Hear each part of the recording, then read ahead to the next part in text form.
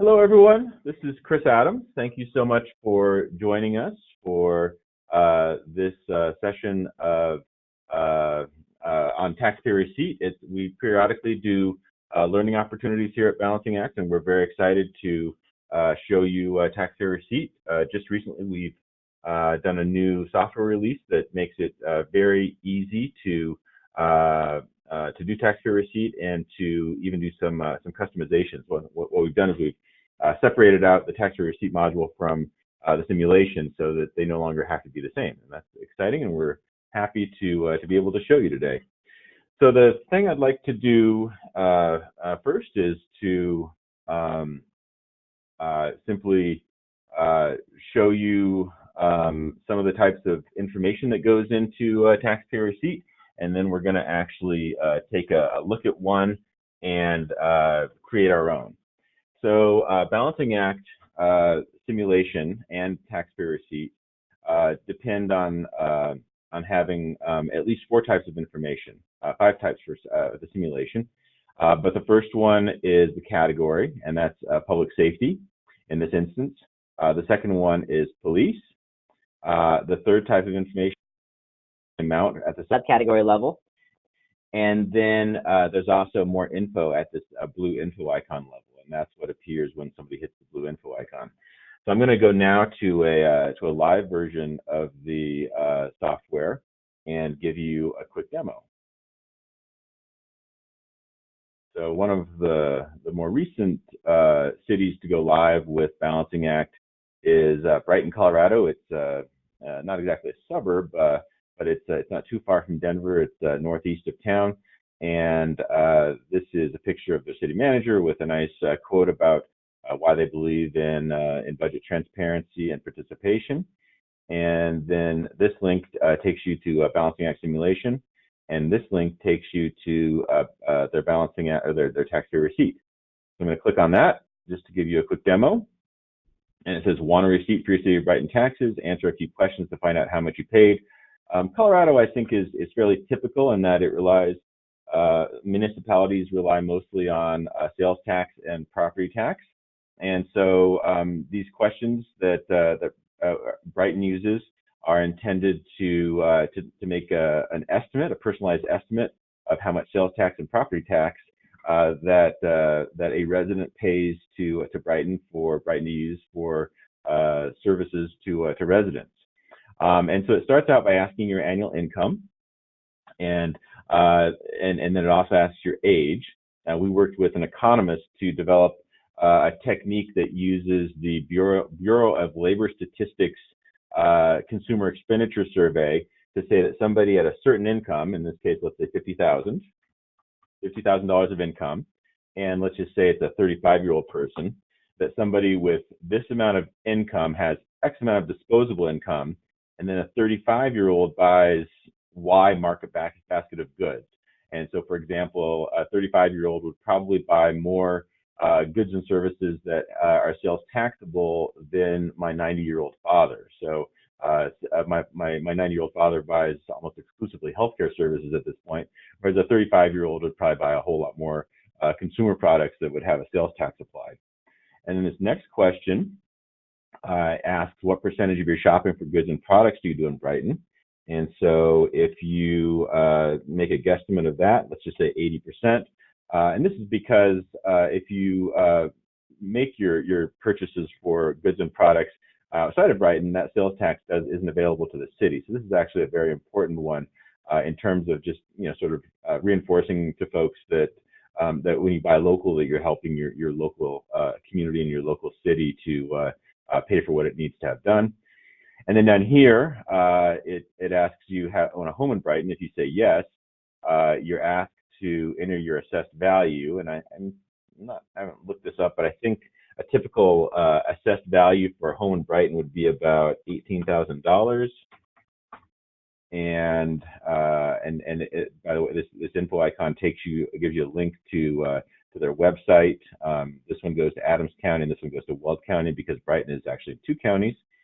And once you've entered this information, you can say view your tax receipt, and then it comes up with a very clean looking screen that has information that you can then take a look at and see how much is going towards each item. And so in this case, mayor and city council is what they've chosen to put first. So you can click on the blue info icon, see what that looks like. And so the hypothetical person that we just came up with is paying $6.37 a year, or about 50 cents a month to support that.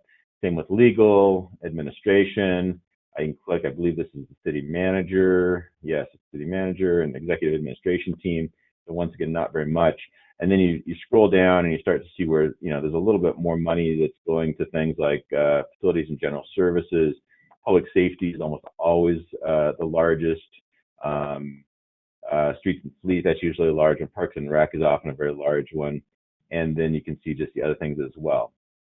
And then if you click on this, you get a breakdown of, this is the total amount of sales and property tax that's paid to the city by the hypothetical person that we created.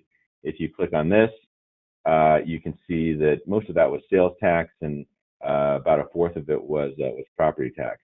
Now, most of the time, our cities and counties do both taxpayer receipt and a simulation.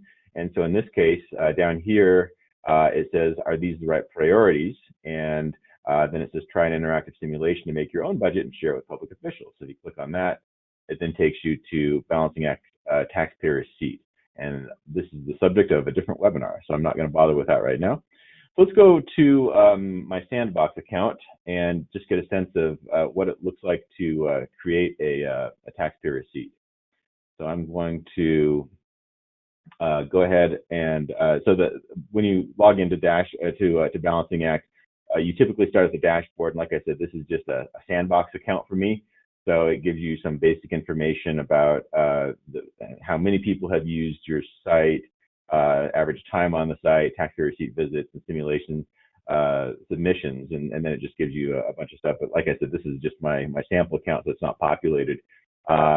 Typically, well, there's really nothing is too typical, but we look for about a 0.5% or 1% of the population of a public entity to do page views, and we've had some that have exceeded that, and some that are a little bit shy of that, but that's actually a pretty good number. So for a city the size of, say, 20,000 or so, if you had 200 or 300 people spending usually 10 to 12 minutes on your site, that's actually a pretty good one. So anyway, so you've got simulations. This is how you control simulations here. This is our meeting mode, which is the adaptation to our simulation that makes it usable in face-to-face settings. And today we're going to focus on taxpayer receipt. And so these are just some samples I've created over here. Let's go ahead and create a taxpayer receipt. And I'm going to, there's a variety of ways of doing it. I'm going to show you the easiest one first, and then I'll sort of backfill with some ways to create some different ways of creating taxpayer receipts. So I'm just going to say, I'm going to call this sample on tax day. And then we go here and we select the language that we want, English or Spanish we have by default. We can also do French, and we can do Vietnamese very soon. And then this gives you an option of starting from scratch, of duplicating the budget from a simulation, or you can duplicate a taxpayer receipt. Now, this is one of the new innovations. It used to be that we would just duplicate the simulation, and so we'd have an entity that would create a simulation, and then we'd run taxpayer receipt off of that. We can still do that, and that's actually a really good way to do it, because if you're using Balancing Act simulation, you just click this, and then you choose the budget that you want to be your base for your taxpayer receipt, and then you build your revenue around that. That's actually a terrific way to do it, and that's the one we're going to do in just a moment. But there's other ways that we have now as well. So you can duplicate a current tax receipt. Say that you want to update it from year to year. Maybe you might want to have a slightly different set of expenditures from the general fund. It just gives you all sorts of flexibility. And then you can also start from scratch. And this gives you the option of either building the expenditure items yourself, or you can import it using a CSV. So just for the sake of expedience, I'm going to go ahead and just duplicate from a simulation. And then down here, it asks me which one do I want to duplicate from. and I'm going to just say quick start demo. This is one I created not too long ago. It doesn't have that many categories on it, but for our purposes, it'll be just fine. And then I'm going to say continue. And then it opens up a page where we can begin to put in our expenditures. So it already put in spending over here. So it's got just two categories. It's got police and parks and recreation with these subcategories, and then over here it's got the opportunity to change the explanatory context if you wish. I'm not going to bother with that right now. And then also, if you want to change the amount over here, you can as well too. But the really nice innovation that we've just recently made possible is being able to estimate revenue yourself without having to get our developers involved. It's a really terrific time saver, and it gives you complete control over your simulation. So by default, or at least not so much by default, but at least in terms of being able to use the software, we can estimate three types of taxes: property tax, and typically it's real estate, but we've got some entities that do a motor vehicle tax that's taxed very similarly to property tax. We can do income tax. It seems like it's typically cities in the east that have a municipal income tax, and we can handle that here. And then sales tax. Sales tax is, in some ways, it's the most complicated on our side. It's not too complicated on your side. So let's go ahead and just choose the two most typical. Let's choose property tax and sales tax. All right. So if you click on property tax, it says that you want to include that. It's very easy. It shows you where these fields are mapped over here. And so the first thing it asks is, what is the assessed value of your primary residence? So this is where it's going to show up on Balancing Act taxpayer receipt. And so it's asking the value of your primary residence. We went ahead and pre-populated this with assessed value, but we've also had entities use actual value and market value. Assessed seems to be the most popular because it's something, it can be a known quantity that you can look up.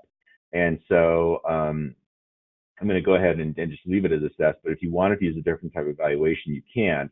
And then you just need to be certain to adjust it when you set the rate down below. So we'll leave this alone. But if I wanted to change it, it'd be easy to do. I'd just go ahead and change this to market or whatever.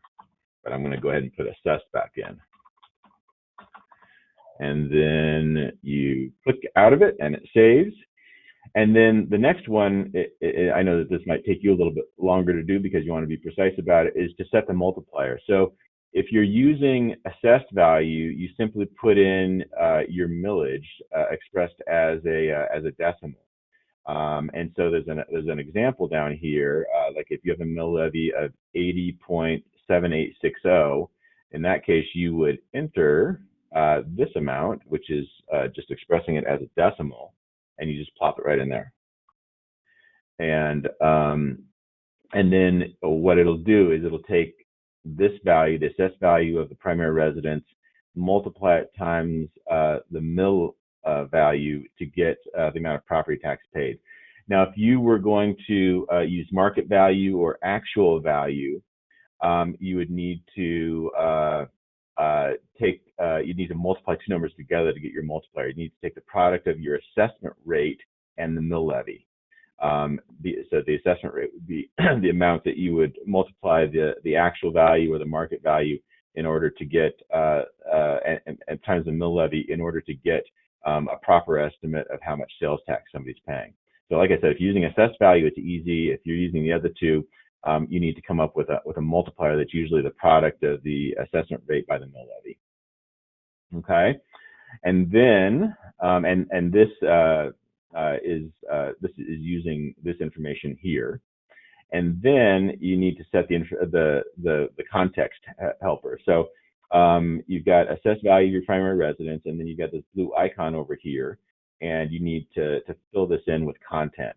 And so most of the time it can be pretty simple. It can be click here to find the assessed value of your property by searching your address. And so all you do is you click on this and you say, I want to edit that. And then you put in the correct address. So I'm going to go ahead and let me just see if I can find Adams County real quick. Adams County real property records. And so it looks like it's right here. And so I'm just going to go ahead and I'm going to get this as close as we can. There we are. And so I'm going to go ahead and copy that and then come back over here. And then I'm going to paste that right in there. Let me just make sure I got that. Let's see.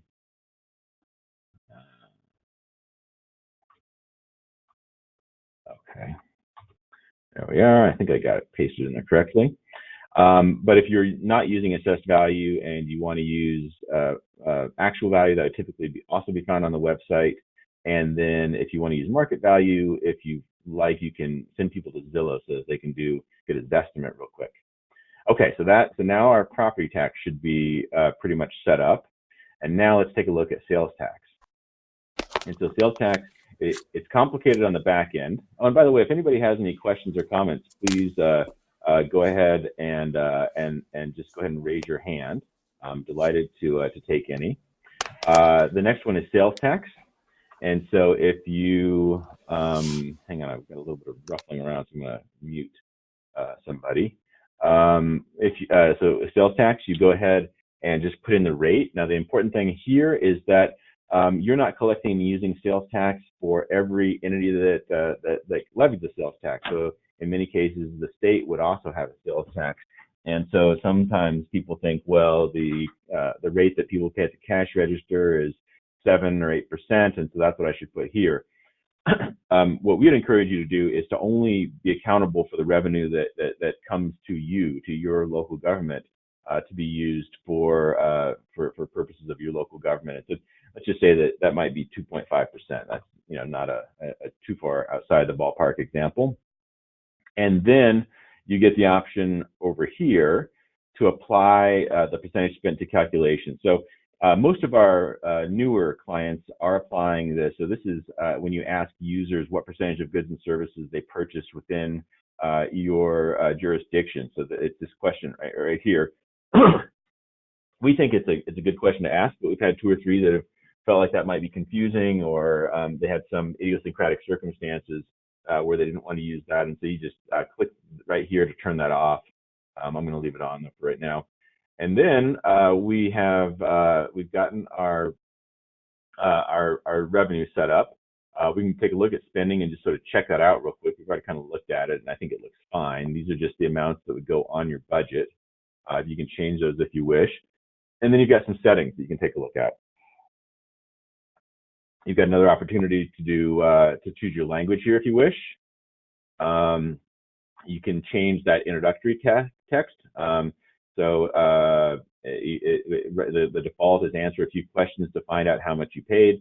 If some people like to throw the word the word estimate in or something like that. So if you want to customize that, you can. This is the call to action label. So call to action is what web people call the kind of the button at the bottom. And so currently the default is view your tax receipt. Once again, we've had some people that have thought it was really important to have the word estimate in there. So it's view your estimated tax receipt. You can put whatever you want there. And then the about text. That's actually quite important because this is where you're describing what it is, the revenue that you're collecting, and maybe your background. You might want to say here that you're doing an estimate. So I just went ahead and got some sample text that we can throw in here. This is adapted from San Carlos, California, and we can just throw it right in, and we can say, let's call it any town that are available. Okay, there we go. And then once again, you can change this call to action button. So if you're not using Balancing Act receipt, if you are using Balancing Act tax receipt, this is a great place to send people to take a look at your budget and use the simulation as well. If not, you can send people to your finance department's website. You can kind of send them wherever you want, and then here you just throw in the URL so that it'll all be there. So let's see, maybe just for the heck of it here, we're going to say visit Brighton's simulation, and then we can go ahead and put Brighton's URL in, or let's go ahead and put Brighton's simulation in here. I'm going to copy that. So I'm copying link address, and then we'll plop it in here. Okay, there we are. Okay, and then once again, just scrolling down at these options. If you don't have a simulation, you can customize this. You can just put whatever you want here. You can, once again, instead of saying try an interactive simulation, you can send people to your finance department website, really whatever you want to do with that, and then just put in the URL here. Oh, and then this last option is to show a breakdown of the tax calculation. So this is when you see the total tax calculation down here, this gives you an opportunity to just sort of see how that's broken down and change it if you wish. All right, so creating this in real time, let's take a look and see what we've got. Once again, there aren't that many categories here. So it says, so you've got the Anytown logo up here. We've got our about text here. So this is talks about we're only using sales and property taxes paid by Anytown residents. And then we said, let's go to Brighton's here, which we don't need to do because we already took a look at them. I'm going to say, okay, I got it. And then it's going to say, what's your annual income? And then it just says this is your gross annual income, which is what our back-end calculation uses. And so it says, what is your annual income? So we're going to go, let's just say $50,000. And then we're going to say, what's your age? We'll go a little bit older this time. We'll go to 40. And then let's assume that, I don't know, 70% of shopping is done locally. And then we're going to say, and do you own a home? And say, what is the assessed value of your primary residence? And then I'm going to say, boy, I don't know what that is. And so I'd like to go take a look over here at Adams County, and let's just say that I looked it up by street number, blah, blah, blah. You all know how to do that. And then I found out that the assessed value of my primary residence was $25,000. And if I own an additional home, I can just add another. And then I'm just going to say, let's view the tax receipt. Okay, so now we find out that in this fictitious, because we don't have these numbers are inflated because I only brought in 2 categories, but in this instance, the police department, based on its share of the general fund, is spending $1,000, and Parks and Rec is spending $1,200, and then it's broken down. But you can see the samples here, the info icons come through, and then down here you see the breakdown between sales tax and property tax. And then over here, it gives you the opportunity to take a look at the Anytown simulation, which I think it pre-populated with, yes, it did, because I started from a simulation. Okay, so that's how you set up your taxpayer receipt. I can also show you just briefly, if you are interested in importing your information. I've already spoken a little bit about this graphic where it shares the types of information that you'll need. You only need 4 types of information. You need 5 are required. This is a description of what that taxonomy looks like. I can make this available to people after the fact. And then this is what the file looks like when it's ready to import. So it just needs to have the category, subcategory, amount, and more info. More details is only if you're doing the simulation, and just get it into this format. And then it's really easy to bring in. And if you have any questions, contact me. But let me just also show you. Let me do a quick demo of what it looks like to do an import. It's a really easy thing to do. So I'm going to go back to taxpayer receipt. And I'm going to create a new one, and I'm going to say create with CSV, and then I'm going to say English. I'm going to say start from scratch, and then I'm going to say continue. And is it all there? Oh, okay, sorry. So then you set up the revenue just as you would otherwise. And then when you get to spending, you say I either want to add a category, which I can show you in just a sec, or you can import from CSV. So I'm going to go ahead and import from CSV. And this is a file I just created really quickly. And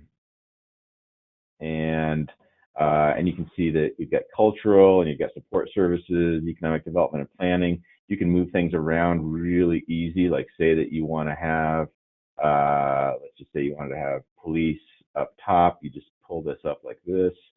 There we are. Now police is on top. Say that you wanted to put safety programs right after patrol. You can plop that there, and it just all sort of it moves and takes things with you. And then it's got the amounts that it pre-populates.